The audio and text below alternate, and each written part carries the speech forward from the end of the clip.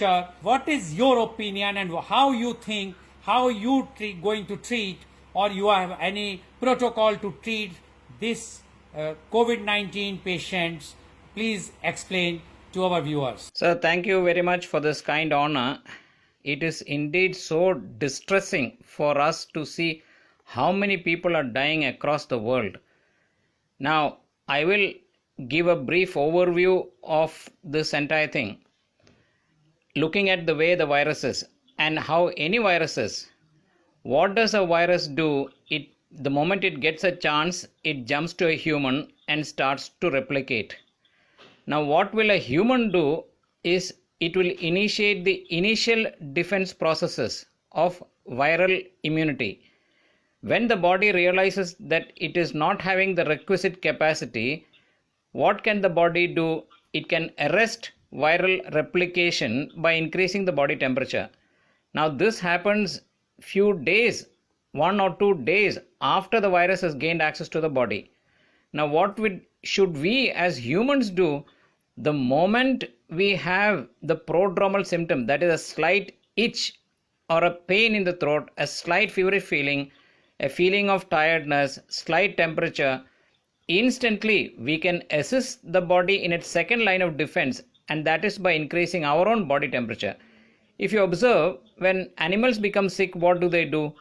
They straight go and sit in bright hot sunlight, thereby increasing their body temperature. How can we do that?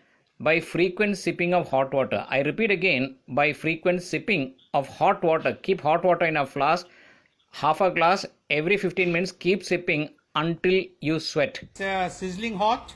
Sizzling hot, keep it in a flask, take half a glass, and then tolerable temperature.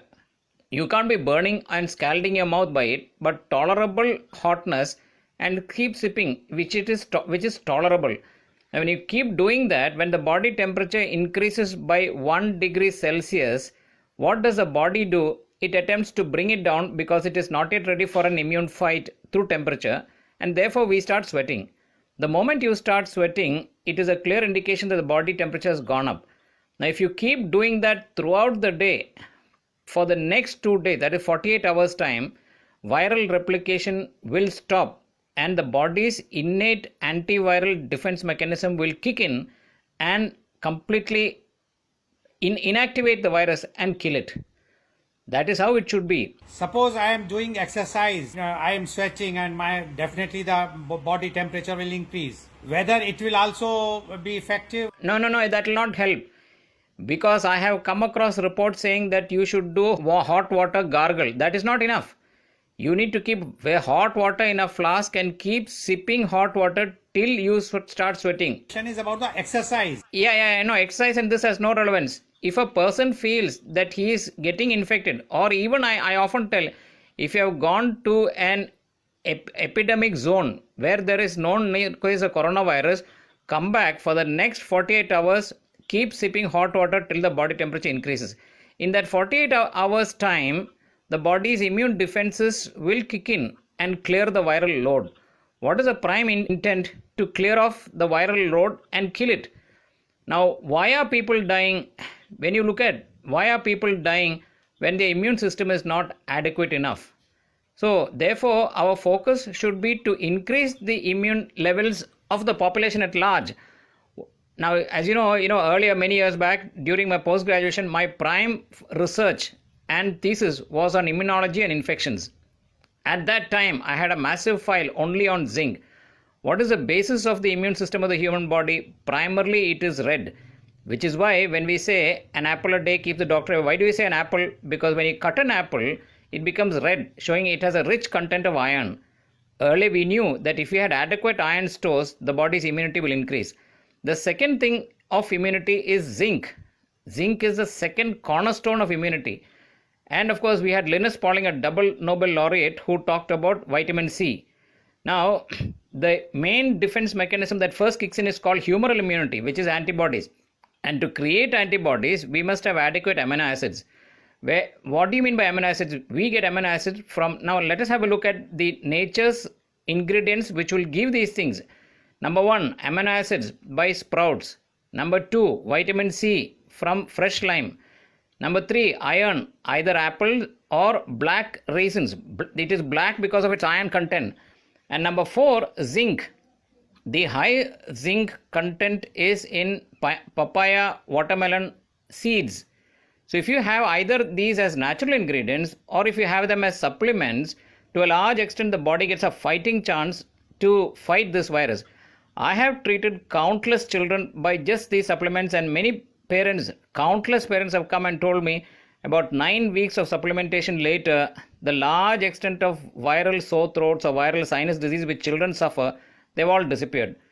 We should realize, why do we call a cold a cold? Cold is a virus activator. There are dormant viruses in our throat, and when children drink ice, this virus gets activated and they get a sore throat. And then, of course, we immediately go and give antibiotics, which is not the way because it is primarily a viral infection. What do I tell parents? The moment you give a child something ice or cold, come back home and drink half a glass of hot water. To a large extent, this viral activation will not happen. So therefore, I want to re-emphasize very clearly, because my belief is that in the initial 48 hours, when the person feels that he is infected, do we have this as an interventional therapeutic option advocated by anybody as of now? No. In the first 48 hours, frequently keep sipping hot water till you start sweating. Maintain that for 48 hours. The body gets a fighting chance to fight. The viral replication will stop. The body will fight the virus and clear it.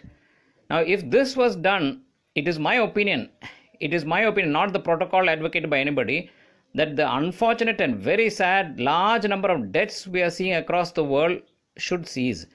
And second, we should have a clear focus on increasing immunity. Do we have immune enhancement program at all? We don't. We should look at immune enhancement by asking patients either to supplement or take these natural foods. I repeat again, sprouts, lime, fresh lime, black raisins, and the seeds of papaya or watermelon, because they contribute adequate zinc. If they can't, they can also supplement which are readily available. Maybe the doctors will. But that is the way. It is so sad. What do we now do? We wait for a testing. When will the patient test? After the initial 8 to 10 days of incubation. Then when the patient starts manifesting, at that time only will the test become positive. And beyond that, when the body starts fighting, it starts to develop antibodies which later become positive. That is too late. Because what happens when the body realizes that too much of virus replication is happening in the lungs, the body will try to shut it down by releasing what is called a cytokine storm. That is a little complicated, and now science is trying to fight that cytokine storm, but by which time the lungs are so much destroyed. My treatment I am advocating is in the initial 48 hours. My feeling and opinion is that if it is done, the large, terrible epidemic of deaths which we are witnessing the world over can be prevented. Now, what is my take on this? If by doing this in the start itself, if they have a premonition or a prodromal symptom, a slight fever, body ache, sore throat, and they start this hot water drinking, not a single death should happen. If it happens, it means my opinion is wrong and I will retract my advocacy. Already infected and he has already reached to the stage of 8th or 9th day. And like now we have just heard that today the government has given permission to the one of the hospitals in Kerala to use the plasma of those who have already been cured. What is your take about that? So it again reverts to what I had earlier advocated. Why do we take the plasma of patients who are cured? Why are they getting cured? Because their immune system is good. Today we feel that who are the ones who are most susceptible?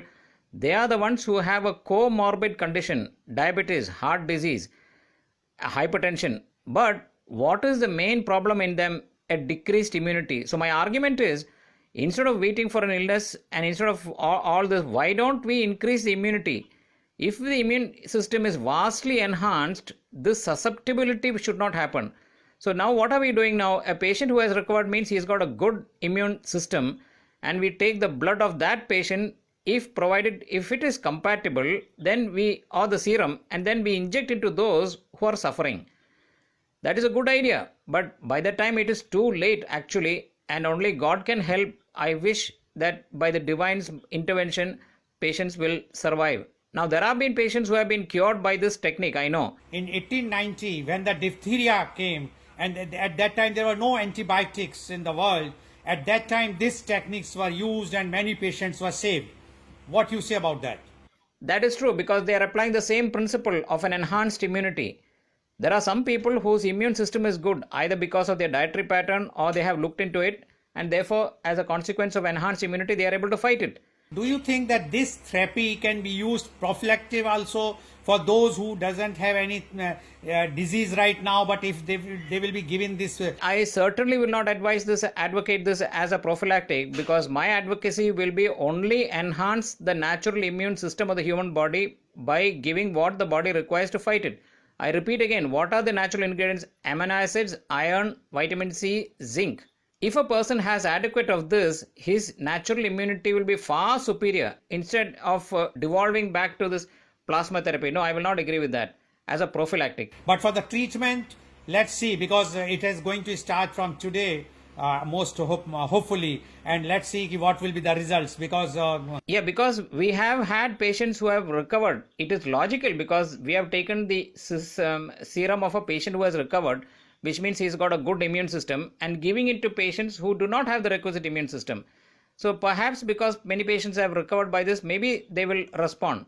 Now, there is one take I would like to clarify because there's a huge phenomenon of hydroxychloroquine. Everywhere, hydroxychloroquine is been advocating, and why we are not taking this as a prophylactic or for the treatment. What is your take about this? So, the thing is, I was the first one who read the original report by that eminent immunologist Rauf in south of France.